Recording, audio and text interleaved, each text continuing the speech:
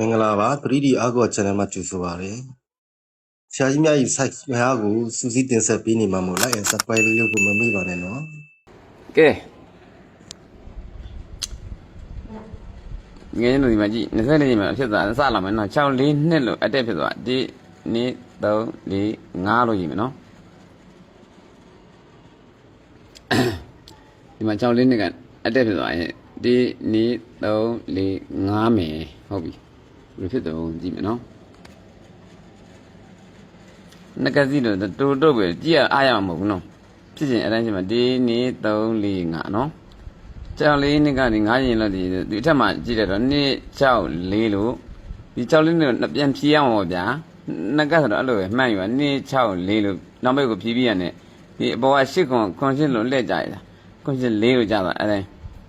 6လေးနှစ်မယ်ဒီ2 3 4 5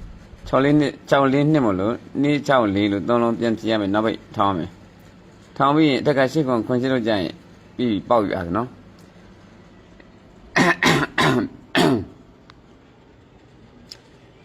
ဒီမှာကြည့်လိုက်6လေးနှစ်ဒီ2 3 4 5 4နှစ်လို့ဖြစ်နေပြီเนาะ4နှစ်ဖြစ်တော့6လို့ကျွန်တော်ပိတ်လိုက်မယ်နော်6လေးနှစ်မလို့4နှစ်6လို့ပိတ်ပြန်တယ်အထက်က6တက်က1 6လို့လှည့်လိုက်ရင်1 6 6ပဲเนาะထိုးရရင်တစ်ခွက်ပဲ1 6 6လို့ဖြစ်သွားမှာအားပဲเนาะရှင်းမိတယ်မှာเนาะဒီရှင်းပြန်ကြည့်ရုပ်ဘက်ကိုဒီ2 3 4 5เนาะ4နှစ်6လို့ဖြစ်မှာเนาะ6လေးနှစ်ကဒီ3လုံးပြန်ထောင်မယ်နောက်ပဲ4နှစ်လို့ဖြစ်နေ6လို့ပဲကျွန်တော်ထောင်ကြည့်ချင်တယ်6နောက်ပဲတော့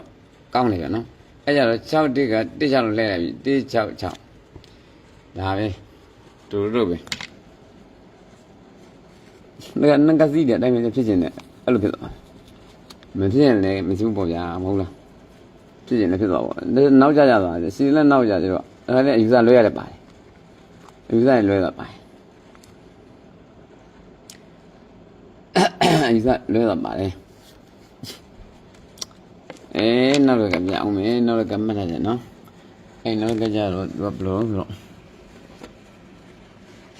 မလို့မရှိလို့မလို့ဖြစ်ပြီပြောတော့ထုံးကောခုနှစ်ခုနှစ်ဒီစားဖြစ်တာခုနှစ်ခုနှစ်ကိုကွာခုနှစ်ခုဖြစ်မှတော့သူကကိုလို့ခွာခုနှစ်နဲ့နှစ်ခုနှစ်မစားနော်ဘယ်လိုလဲကိုလို့ခွာဒီ2 3 4 5ကိုခွာပြီးကိုပရိလို့ရိုက်ဆိုတော့နော်ကိုခွာကိုပရိလို့ရိုက်ဆိုတော့ကိုခွာကိုပရိရိုက်ဟုတ်ပြီနှစ်ငယ်စီကိုနှစ်ပတ်ထက်တယ်ဗျအဲ့ရတကွပဲတော့နှစ်ပတ်ထက်တယ်တိတ်တော့မကြိုက်ဘူးဒီ2 3 4 5ကိုယ်သေးရှိခုနေမှာတခါဖြစ်တယ်ဒီမှာကိုခွာပြီးတော့ဒီ2 3 4 5ကိုပရိလို့ဖြစ်ပြီနော်ကိုခွာပြီးတော့ကိုပရိလို့ရိုက်ငါးခွဲမယ်ကိုခွာပြီးတော့ကိုပရိအဲ့တော့ဒီမှာဖြစ်သွားပါဗျာဒီမှာကိုခွာရဲ့ဒီဘက်မှာနော်1922ခုနှစ်မှာကိုခွာတော့ဒီ2 3 4 5ကိုခွာတော့ဒီ2 3 4 5 6တင်းနဲ့ကိုပရိလို့ဖြစ်ပြီးရင်အောက်ကိုရိုက်မယ်ပွဲလေးပေါ့နော်ခက်တယ်ဗျသုံးဝဲကြတော့ရင်ကလင်ကြီးတွေဖြစ်ကုန်ဒီနေ့3 4 5 6ခွန်ခုနဘွေးရ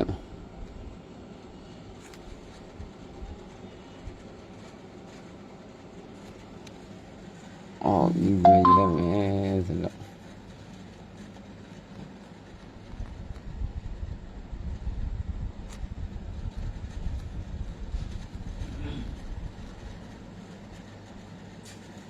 တော့ထူးဆန်းနေပြီဒီချဲရကိုထုံးဝဲကြရင်ဒီနေ့3 4 5 6ခွန်တမျိုးပြောင်းလဲမှုရှိတယ်နှမျိုးနဲ့နှစ်ကွက်ရကြမယ်သူကမထက်တော့မထက်ဘူးသုံးဝဲကြရင်အဲ့လိုပဲခိုးလေးစီလှည့်တယ်နော်သုံးဝဲကြရင်သူကဘယ်တော့မှစင်းမပေးဘူးဒီတော့ဘယ်တော့တွေ့ဒီပေါ့သုံးဝဲမစင်းဘူးကြမ်းကြကြမယ်နော်တကယ်ကြီးနော်ကိုခွားအများကြီးနော်ကိုခွားကိုကျွန်တော်ကိုပရိလို့ဖြစ်မှာကိုခွားပြီးတော့ဒီ2 3 4 5ကိုခွားပြီးတော့ကိုပရိ9 4 6လို့ကိုပရိလို့ဖြစ်အောင်မယ်သူ3 5 3ပရိကိုပရိကနေပြီးတော့ဒီ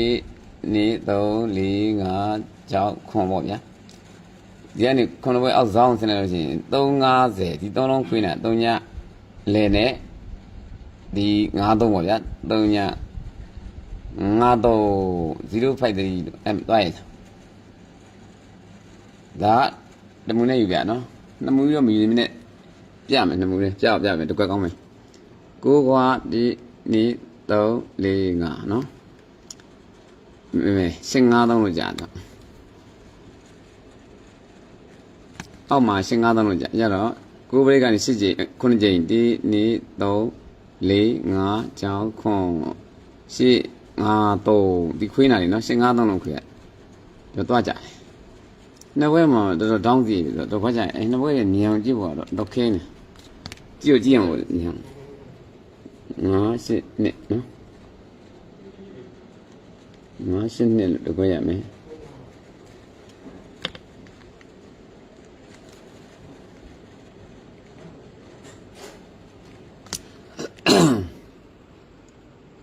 ဒီမှာကိုကွာကိုတစ်ကိုကွာဒီနေ3 4 5 6တက်နေကိုပရိကနေရောဇောင်းအောက်ဇောင်း9ကြိမ်ဒီနေ3 4 5 6ခွန်တော့53တော့မဟုတ်တော့မျိုးလို့နော်5 8နှစ်လို့ခွေးရကောင်ဖြစ်နေ9တော့ပါတယ်5 8နှစ်တယ်နော်9တော့ပါတယ်5 8နှစ်လို့မဲ5 8နှစ်လို့တစ်ခွက်ထိုးမယ်ပြီးရင်ကျွန်တော်ကနောက်တစ်ခွက်ပြကြည့်ပြီနောက်ကဘယ်လိုပြမလို့ဆိုတော့သူကနောက်တစ်ခွက်ဖြစ်နိုင်ခြေရှိရဘယ်လိုလဲဆိုတော့5 8နှစ်လို့ဇောင်းအဲ့လိုဖြစ်နေ5 8နှစ်ကတော့ထိုးပေါ့ဗျာနော်5 8နှစ်ကထိုးကြည့်ပေါ့ကဲတော့နောက်တစ်ခွက်ကိုဖန်တီးကြရှိသေးနကမဲ့တော့တူရဲ့3ခွက်ကြာရင်မတူရဲ့တော့ဆိုးရသေးလားအဲ့ကျန်ဒီကောတည်းမပေးချင်လို့သူကနောက်ကပုံစံပေါ်ထားရတယ်ရှိရတော့အောင်တော့အောင်တယ်ယူဆလွဲသွားရင်မလွယ်ဘူးကျတော့မယ်အဲ့ကျနှစ်ကွက်က9နှစ်စစ်တစ်ကွက်ပေးလိုက်ပြီနော်53ဆိုကျုပ်လဲ53တော့ဖြစ်အောင်လုပ်ကြည့်ရဟုတ်မဟုတ်53တော့ယူကြည့်ရမှာပေါ့53ရတော့ဒီသူငင်းကုန်မှာနှစ်ပရိနော်အဲ့ကျ4 5 3လို့တစ်ခွက်နောက်ခွက်ထုတ်လိုက်ဘာလို့တော့53ကြီးရိုက်နေတာဟုတ်ဗျာနော်ဇောင်းမဲ့53မြင်နောက်တစ်ခွက်ဖန်တီးရကျွန်တော်ရိုက်မယ်နော်ဒီဇောင်းအောင်မိလိုက်တော့နော်ဇောင်းမစင်းတော့ဘူးနော်ဇောင်းစင်းအောင်လည်းယူဝဲဇောင်းမစင်းနဲ့ရိုက်ကြည့်မယ်ဒီနေ့ဆိုင်လည်းနှစ်ပွဲထုတ်တယ်နော်နှစ်ခွက်ပုံစံနဲ့ကျွန်တော်ရုပ်ထုတ်ပြီ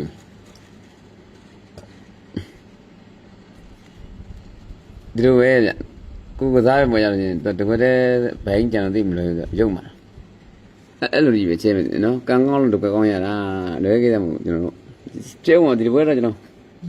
ကွက်တော့ကျွန်တော်ထင်တာပဲနော်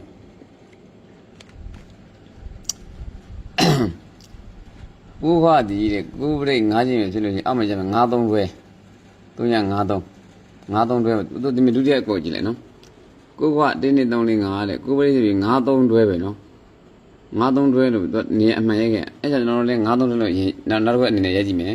ကိုခွာပြီးတော့ဒီ1 2 3 4 5ကိုပြိတ်ဆိုတော့ဒီမှာ53တွဲလို့ရိုက်ကြည့်မယ်နော်ကျွန်တော်ထုံးစံတိုင်းမှာတကွက်ကောင်းချုပ်မယ်နော်အဲ့ကျော်ကိုကပြီးကိုပရိတ်ရအောက်မှာ53တွဲဒီဗရိတ်8နော်ဗရိတ်တူတူရရတယ်နော်83ခွန်အနည်းဆုံးကျွန်တော်ရှာတာဗရိတ်8မို့လို့83ခွန်ဗရိတ်8မို့လို့ဗရိတ်8လို့တွဲမှာ3ည53နော်ဗရိတ်တူလို့ကျွန်တော်ရရတယ်အဲ့ကြဒုတိယဘက်ကိုကြည့်လိုက်ဒီမှာကိုကပြောကိုပရိတ်ရအောက်မှာ53တွဲနဲ့1 1 3 6ဗရိတ်နော်ဗရိတ်တူလို့ရရတယ်နော်အဲ့ကြတော့853ပေါ့6ဗရိတ်ပြော53တွဲနဲ့အဲ့ကျွန်တော်ဒီမှာကြည့်ကိုခွာပြီးတော့1 2 3 4 5ကိုပရိတ်လို့ကြာအောက်ကို53တွဲလို့ပဲသူ့လိုယူကြည့်မယ်ပုံမှန်ပုံသေးဒီပဲနဲ့9 9 8ဆိုတော့2ပရိတ်ပေါ့ဗျာနော်ခွန်9ပေါ့2ပရိတ်2ပရိတ်တူဆို4 5 3ဗျာနော်တဲ့ပဲနော်4 5 3ရဲ့ခုန9 8 2ရဲ့တဲ့အထက်ပိုင်းနော်ညကင်းချင်းနေ3ကစီကြာမယ်နော်နှစ်ခုဆုံးကျွန်တော်တရားမှုကျွန်တော်အာမွေးဘူးတဲ့ကဏ္ဍနော်6ခုနှစ်တော့တစ်ခွက်လေးပေးတဲ့ကဏ္ဍနော်30လေးဖြစ်နော်30လေးပုံတွေဖြစ်သွား6ခုနှစ်မယ်နော်30လေးတွေဖြစ်သွားနော်6 3ည6 4လာနှစ်ခုဆုံးဒီမှာကျွန်တော်ရိုက်ပွဲပေါ်ရတယ်မကြည့်ခွန်30နော်တစ်ခါလေးဖြစ်သွားအဲ့မယ်30လေးလို့စဖြစ်ရတယ်1 2 3နဲ့နော်ဒီ ဒီ9ခုဆိုတဲ့1ချိန်ဒီ1ချိန်ဒီတက်ပြန်တစ်လုံးကစားလို့ရှိရင်တစ်ပရိတ်လို့နော်မျိုးကြည့်နော်10ပရိတ်ဖြစ်2ခုစမဲ့ဒီမှာနှစ်လေးက1ချိန်ဒီတက်ပြန်နေနှစ်လေးကတစ်လုံးကစားရတဲ့မှာတစ်ပရိတ်နော်တစ်ပရိတ်ပုံတွေပဲရသွားဒီမှာ10ပရိတ်ခွန်30ဖြစ်လို့ရှိရင်ဒီဟောပေါ့ဗျာခွန်8ကခွန်8လို့တက်ပြန်နေ86ခွန်ဆိုတော့တစ်ပရိတ်လို့ရသွားနော်ရိုက်ပြီးတော့20ရိုက်သွားတယ်မျိုးတွေကျွန်တော်နော်အဲ့တော့မ online ကိုကျွန်တော်တော့ပေါက်လိုက်တယ်တခုရှိရကျွန်တော်ဒီဘက်ထဲတင်လိုက်တာဖေကိုတော့ဖရီကိုတင်လိုက်တော့နံပါတ်ရောပါရေမဟုတ် energy လောက်ထိုင်တော့မခေါ်သေးအဲ့တော့ဖရီတင်လိုက်တဲ့ခါကျတော့ဒီဘက်ထဲတင်တယ်ပေါက်ကုန်တော့ဗျာကျွန်တော်နည်းနည်းပေါက်စားဆရာကြီးဆိုတော့ဆရာသိမိအောင်လည်းနည်းနည်းပဲပေါက်လိုက်ထောင်နှန်းလောက်ပဲဒီမှာ30ရိတ်ကနေကျွန်တော်ကြည့်တစ်ပရိတ်ပုံစံနဲ့တကယ်ပေါက်ပြီးနေ9ခုကငါနေခဏနေပဲအော်ဒီမှာအဲ့ကနေပြီးတော့ဒီမှာကြည့်30ရိတ်ဒီမှာ66တယ်နော်ဒီအတွဲလိုက်အောက်ပြုတ်ကြကြောက်ကြနေဒီဘရိတ်ကတစ်တယ်နော်တစ်ဘရိတ်တူလို့ကြတာ966ပေါ့နော်ဘရိတ်တူနော်ဒီ66ဒီဒီကွန်ညာပြုတ်ကြပြန်နေဘရိတ်တူအထက်ကတစ်ဘရိတ်ပေါ့နော်558တစ်ဘရိတ်966တစ်ဘရိတ်နော်ဒီမဲ့ကြည့်20ရိုက်သွားဒီမဲ့တစ်ခါရိုက်မပြီးသေးဘူးကဒီမှာ40အတွဲမရဘူးလားကဲနော်30ဘရိတ်ဒီကွန်ညာမှာ40အတွဲရိုက်ဒီမှာ666 30ဘရိတ်မို့လို့304ရှာအောင်တယ်နော်ဘရိတ်တူလို့ရိုက်တယ်ဒီဝန်းကြီး40နှလုံးပြုတ်ကြပြီဒီဘရိတ်တူရတကွက်တယ်ဟုတ်ပြီဒီမဲ့ကြည့်ခွန်30လို့ဖြစ်30ပရိတ်ဒီမှာနော်ဒီ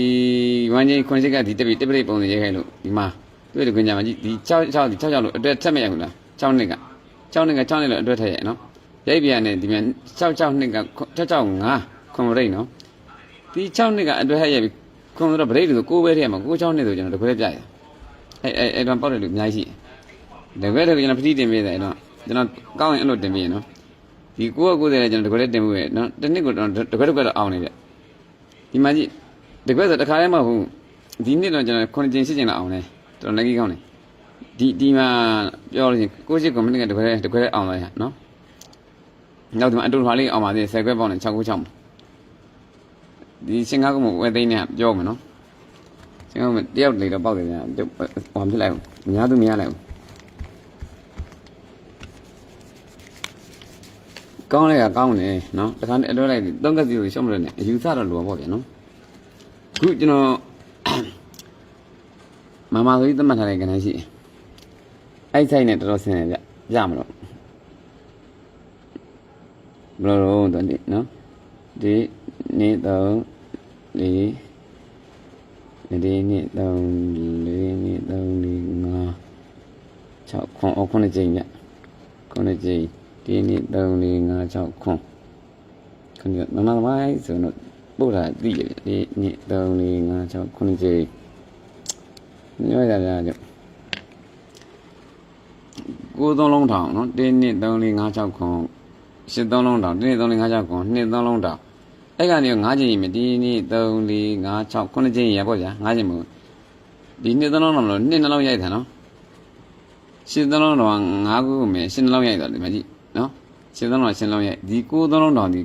ခုနှစ်မြောက်ကို9လို့အတွဲရတာဒီမှာရိုက်ပါနော်ရိုက်ပါလို့ရှိရင်သူက4 5 3နေနော်ဒီ9 3ထောင်ဒီခုနှစ်နှစ်ညမှာ9လို့အတွဲရိုက်ပြန်တယ်ဒီ4 5 3ဒီကောင်ရိုက်တာကြနော်4 5 3လို့အဲ့လိုခွေလေးဒီ9ထိပ်စီးရဒီဘက်ကို4 5 3လို့ခွေးနေကောင်ထိုက်ကိုကြာ9 3လုံးတော့9လို့ကြပြင်အောက်ကိုကြမယ်ကနန်းဒီအခွေအောက်လိုက်ရှင်းမယ်မလဲဘူးမက်သက်တွေများရတော်တော်ကြည့်ပဲပုတ်ပြတာတော့မဟုတ်နော်ဘောဒီဘောသာမရဘူး8 3လုံးတောင်ဒီ8လို့အတွဲရပြင်သူအောက်မည1 9ခွန်ခုနလိုပဲဒီအခွေပဲကြည့်နော်1 9ခွန်9တက်လို့ရိုက်သွားဟဲ့ကောနော်ဒီ8 3လုံးတော့8လို့9နှစ်ကိုရိုက်အောက်ကျွန်တော်2 3လုံးတောင်အညမရရှိရင်နော်2 3လုံး2နှစ်လို့အတွဲရိုက်လိုက်ပြီရိုက်ပြီးသူမကြုံကြရိုက်မယ်ကနန်းဘောင်းသိလား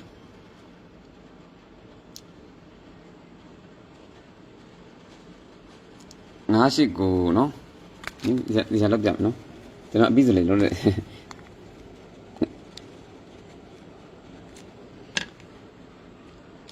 နောက်ကြပါကျွန်တော်တယောက်လေးပဲပေါက်ကျွန်တော်တကယ်နေအကုန်ပေါက်တော့ဝမ်းနေနေ3လုံးတောင်နှစ်လို့ကြပြရတယ်မရှင်9 9နော်ဒီမှာနေ3လုံးပြရ9 8 9တဲ့ခွင်းနေခိုင်းသွားကြအမ်းကြမကြနေ3လုံးဟဲ့နှစ်လို့ရရလို့နော်ချင်းမလဲဘူးနော်လည်းကမရဘူးဆရာတို့ရှင်းမယ်ထင်တယ်နော်တွက်ကဆရာသမားကြီးဆိုတော့တိမှတယ်ဒါမှတက်ခံတယ် ပညာသင်တဲ့တကယ်ကြီးတော့တမ်းမသိနိုင်ဘူးရှုပ်တယ်ကြောက်တော့တော်ကြည့်ပဲတော့ပြန်ရှင်းကြမယ်ရှင်းသုံးလုံးတောင်ဒီ9သလုံးတောင်နော်နောက်တော့ခါ9နှစ်ကိုရှင်းသုံးလုံးတောင်နောက်9နှစ်ကို2သလုံးတောင်2သလုံးတောင်နော်ဒီ2 3 4 5 6 9 9နှစ်ပြ9နှစ်ဒီတိုင်ပင်ကြိုက်တယ်9သလုံးတောင်ဒီ9နှစ်မှာ9တွဲလို့ရိုက်နော်တခါရှင်းသလုံးတောင်နဲ့ရှင်းတွဲလို့ရိုက်2သလုံးတောင်2တွဲလို့မရိုက်ဘူးလားရိုက်တယ်နော်ရိုက်လို့ရှိရင်သူကဒီ9သလုံးတောင်က9လို့9နှစ်မှာရိုက်ပြီသူ့အောင်မဲ့ပြန်လိုက်ရင်4 5 3ဒီခိုက်ကောင်ခွေ4 5 3နော်ဒီ9ထိပ်စီကနေပြီးတော့အဲ့လိုခွေတာနော်ဒီမှာကြည့်ရှင်းသလုံးတောင်ရှင်းလို့ရိုက်လိုက်ရိုက်ပြီး1 9ခွန်ရှင်းထိပ်စီကနေရော1 9ခွန်ဟုတ်ပြီဒီအောက်ကြအော်ကျွန်တော်တို့အညာမှာ2သလုံးတောင်2နှစ်လို့ရိုက်ပြီရိုက်ပြီလို့ချင်း9 8 5နော်9 8 5စိတ်ကနေကန်လေးလို့နဲ့ခင်ဗျားတို့ကန်လဲပါရနော်အဲ့ဟာနဲ့တော်တော်ဆင်းနေဒီဘက်ရှာလိုက်ရတော်တော်စီးမိပြီတော်ကြောက်ရကောင်းတယ်အန်ကြမှာကျွန်တော်ဒီဘက်တော့ထင်းနေတယ်ကျွန်တော်ဒီနေ့တော့မအောင်သေးဘူးဗျာနော်ကျွန်တော်အောင်လို့ဖြစ်နေကျွန်တော်စီလန်းနောက်ကျသွားတာကျွန်တော်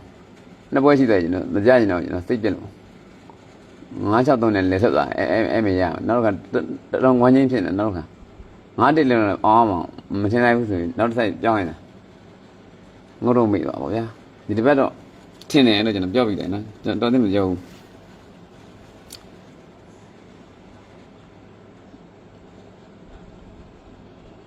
ကဲအဲ့ဒါနဲ့ကျွန်တော်မွေးနေမှမပေးသေးဘူးနော်မွေးနေတယ်မွေးလို့ရှိရင်ဘာဖြစ်လို့လဲဆိုတော့မွေးရင်အစိုးရခင်ဗျအကြိုင်းမွေးနေအောင်တော့တဲ့မောင်တိမျိုးကျွန်တော်မပေးဘူးမွေးနေအစိုးမပေးဘူးဗျာနော်မင်းကအစိုးပေးမိရဟိုကနန်းရှာမှလဲဆိုပြီးတော့မကြောက်အကုန်လုံးကဘာတိတွေကနေအဲ့တိုင်ထဲပိတ်နေ